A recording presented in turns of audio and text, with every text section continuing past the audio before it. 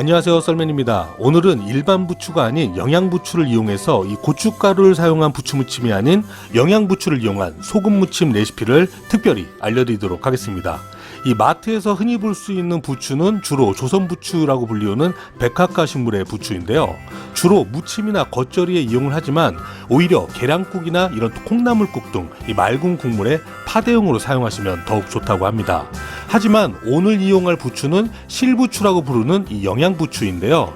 이 영양부추에는 인삼에 함유된 사포닌 성분과 알카로이드 성분이 풍부해서 만성위장염과 항암효과 그리고 기관지염 등에 좋다고 합니다. 일단 한번 잡숴봐. 자, 영양부추는 특유의 쌉싸름한 마늘 맛이 나서 이 조선부추보다는 이 영양부추가 고기와 겉들여 먹는 이 무침이나 샐러드에는 더욱더 제격입니다. 물론 단점도 있습니다. 비싸, 많이 비싸. 그리고 양이 많이 작아.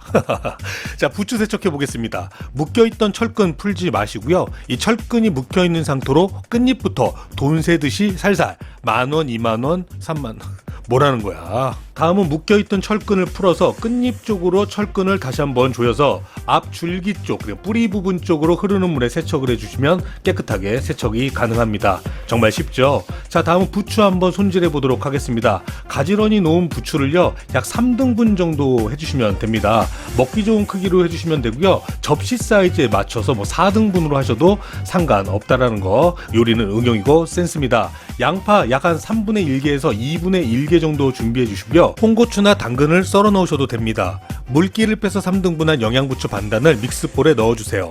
양파채는 물에 담갔다가 사용하시면 매운맛을 낮출 수가 있고요. 양념을 하기 전에 들기름을 먼저 넣어서 부추 표면에 기름 코팅을 해주면 양념의 염도로 이 부추의 숨이 죽는 시간을 지연시킬 수 있다. 제 영상 정주행하신 분들은 잘 아시죠?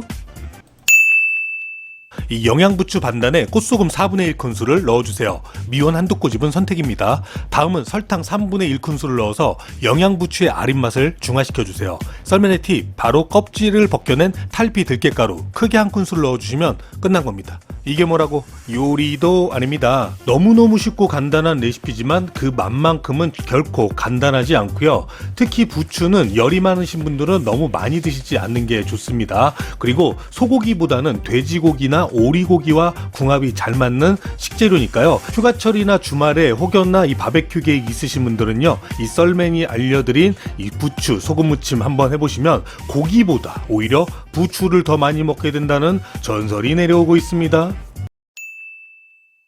자, 여러분들이 기다리시던 아타임이 왔습니다. 원래 이 썰맨네 집에는 이 소고기가 300kg씩 발에 툭툭 차 있는데 오늘은 삼겹살 이거 한번 먹어보도록 하겠습니다. 좋아하진 않는데 이 부추하고 궁합이 잘 맞는다고 하니까 한번 맛봐보도록 하겠습니다. 일단 여러분들부터 하세요. 부끄러워하지 말고 진짜 맛있어요, 여러분. 꼭 하세요.